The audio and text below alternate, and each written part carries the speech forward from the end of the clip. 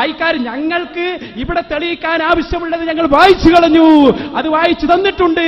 രേഖ എന്താണ്? ഞങ്ങളുടെ ഭാഗം നിങ്ങൾ നിർവചനം പൊളിക്കലാണ്. നിങ്ങൾ പറഞ്ഞല്ലോ ആ മനുഷ്യ കഴിവിന്റെ അപ്പുറത്തുള്ളത് ചോദിച്ചാൽ എന്തായി പോകും, അത് ശിർക്കാണ്, പ്രാർത്ഥനയാണ്. അത് പൊളിഞ്ഞു. കാരണം ഹബീബായ മുഹമ്മദുർ റസൂലുള്ളാഹി നബി തങ്ങൾ പറയുകയാണ്. എന്താണ് പറഞ്ഞത്? എന്നെ വിളിച്ചാൽ ഞാൻ ഉത്തരം നൽകും. ലാ ഇലാഹ ഇല്ലല്ലാഹ് മുഹമ്മദുർ റസൂലുള്ളാഹ് വിശ്വസിക്കുന്ന വ്യക്തി വിളിക്കുകയില്ല എന്നല്ലേ നിങ്ങളുടെ വാദം? പൊളിഞ്ഞില്ലേ മൗലവി? എന്നിട്ട് എന്താ പറഞ്ഞത്? എല്ലാ സനദും വായിക്കണം. അത് ആരാ നിങ്ങൾക്ക് പഠിപ്പിച്ചെന്ന്? പുതിയ ഉസൂലികൻ ഉണ്ടാക്കല. ഞങ്ങൾ പറഞ്ഞ സനദിന് എന്താണ് കുഴപ്പം? എന്നിട്ട് എന്താ അൽബാനി പറഞ്ഞത് കേട്ടോ? അഖ്റജഹു അബൂ യഅ്ല ഫീ മുസ്നദിഹി. ഈ ഹദീസിനെ അബൂ യഅ്ല മുസ്നദിൽ ഉദ്ധരിച്ചിട്ടുണ്ട്. എന്നിട്ട് ഞാൻ നേരത്തെ പറഞ്ഞ സദസ് അഹ്മദ് ഇബ്നു ഈസ അഖ്ബറന ഹദ്ദതന ഇബ്നു വഹബ് അൻ നബി സഖർ അൻ സഈദ് അൽ മഖ്ബൂരി റളിയല്ലാഹു അൻഹു അഖ്ബറഹു അന്നഹു സമിഅ അബൂ ഹുറൈറ എന്ന് പറഞ്ഞിട്ട് സമീഅതു റസൂലുള്ളാഹി സ്വല്ലല്ലാഹു അലൈഹി വസല്ലം എന്നിങ്ങനെ പറഞ്ഞിട്ട് ഉദ്ധരിക്കുന്നു. ഖുൽതു അൽബാനിയാണ് പറയുന്നത്. വഹാദാ ഇസ്നാദുൻ ജയ്യിദുൻ. ഇത് ഏറ്റവും നല്ല ഇസ്നാദാണ്. പോരാ, റിജാലുഹു കുല്ലുഹും തിഖാത്ത്. ഇതിന്റെ പരമ്പരയിലെ മുഴുവൻ ആളുകളും വിശ്വസ്തരാണ്. പോരാ, ആരെങ്കിലും ആരോപിച്ചാൽ നിങ്ങൾ വിടുന്നില്ല. റിജാലു ശൈഖൈനി, ബുഖാരിയിലും മുസ്ലിമിലുമുള്ള റിജാലാണ്. ആരൊഴികെ? അഹ്മദ് അബൂ സഖർ ഒഴികെ. അദ്ദേഹമോ ഫമിൻ റിജാലി മുസ്ലിം, മുസ്ലിമിന്റെ റാവികളിൽപ്പെട്ട ആളാണ്. അപ്പൊ സ്വഹീഹ് മുസ്ലിമിന്റെയും റാവിയുടെയും മുഴുവൻ റിജാലുകളുമുള്ള ഏറ്റവും പ്രസിദ്ധമായ ഹദീസാണ് ആലുവ സംവാദത്തിൽ കൊണ്ടുവന്നത്. ഇല്ല മൗലവി, ഇത്ര കൃത്യമായി വായിച്ചു തന്നിട്ട് ഞങ്ങൾ വായിച്ച സനദിൽ എവിടെയാണ് കുഴപ്പം? ഞാൻ എന്റെ ആദ്യത്തെ ആ ചോദ്യം ഒന്നുകൂടി ആവർത്തിക്കുന്നു. ഈ ഹദീസിന്റെ സനദ് ഞങ്ങൾ വായിച്ചു തന്നു, വ്യക്തമാണ്. നിങ്ങളുടെ ഞങ്ങളത് കൃത്യമായിട്ട് വായിച്ചു. അപ്പൊ ഹനീഫ മൗലവി ചെയ്ത പണി കൂടി നിങ്ങൾ കേട്ടോളൂ. ഈ ഹദീസിന്റെ മുമ്പിൽ ഉത്തരം മുട്ടി ഓരെ ഇവരെ പറഞ്ഞിട്ട് കാര്യമില്ല.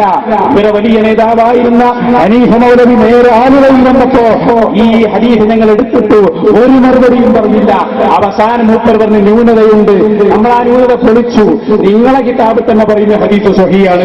അൽബാനിയാണ് ഓല നേതാവിനാണ്, ഓല നേതാവിനെ. അപ്പൊ മൂപ്പർ ഒരു 1-ാം നമ്പർ കളവാണ് പറഞ്ഞു.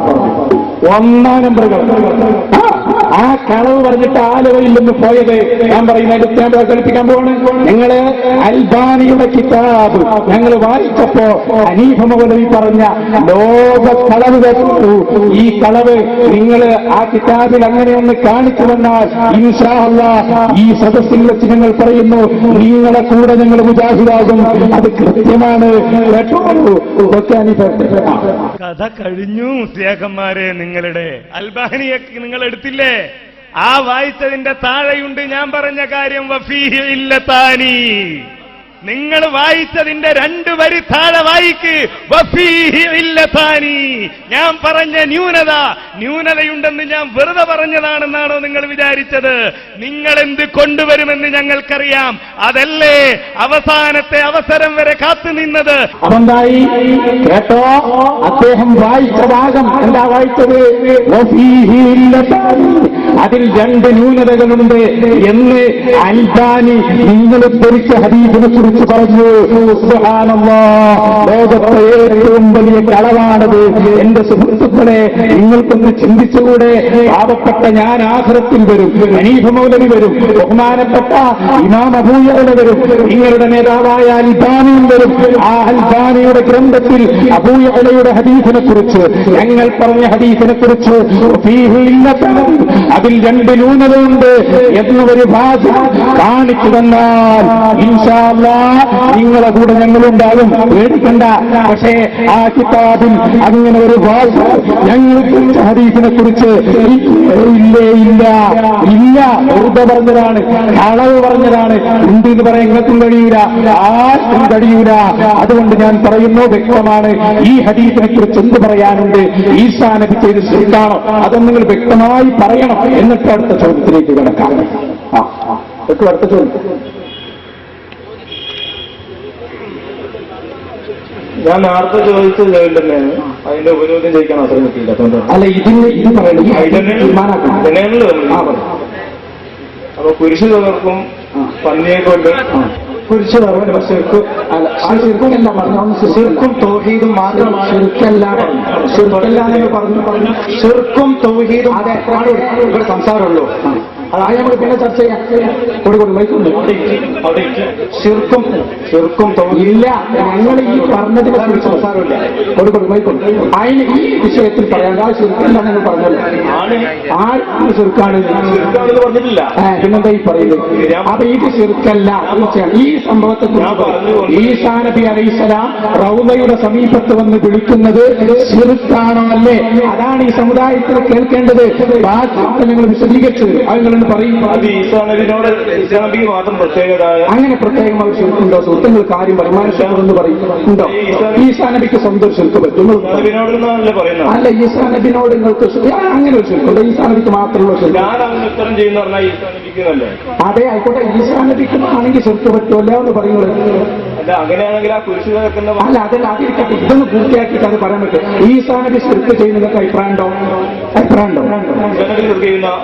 ഇല്ല. എങ്കിൽ ഈ വിളിച്ച ശിർക്കാണോ അല്ലോ എന്നുള്ളത് പറയും. ഞാൻ പറയുന്നത് ഇതിങ്ങോട്ട് പറയുന്നത് ശിർക്കാണല്ലോ എന്ന് പറയുന്നത്. അല്ല, ഇതൊന്ന് പറഞ്ഞ് പൂർത്തിയാക്കി ഞങ്ങൾ പറയും. അത് പറയും. ഇത് ശിർക്ക് ചെയ്താന്ന് ഉറപ്പല്ലേ? അപ്പൊ ഈസാ നബി ശിർക്ക് ചെയ്ത അപ്പൊ ഈ വിളിക്കുന്ന ഉറപ്പാണ്. വിളിച്ചത് ശിർക്കല്ല നിങ്ങൾക്ക് ബോധ്യമായില്ലേ? ബോധ്യമായില്ലേ?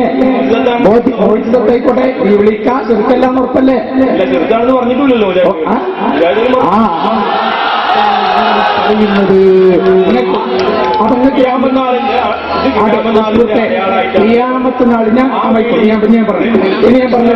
അതായത് ഖിയാമത്ത് നാളിൽ ഈസാ നബി അലൈഹിസ്സലാം ചെയ്യുന്ന പ്രവർത്തനം അല്ല ഞങ്ങൾ പറയുന്നത്. പക്ഷെ ഒരു കാര്യം ഞാൻ ആവർത്തിച്ച് അടിവരയിട്ട് പറയുക എന്താ പറയുക? ഖിയാമത്ത് നാളായാലേ ഓഡിയൻസ് ശ്രദ്ധിച്ചോളൂ. നല്ല പോയിന്റ് അവർ എഴുതിച്ചോളൂ. എന്താണെന്നറിയോ? അവസാന നാളായാലും ആദ്യ നാളായാലും ഒരു നാളായാലും ശിർക്ക് പറ്റൂല. അതെന്നെ ഞങ്ങൾ ഈ പറയും. ഇപ്പൊ ഞങ്ങളായി എന്ന് പറയുന്നത് ഇന്ന ശിർക്ക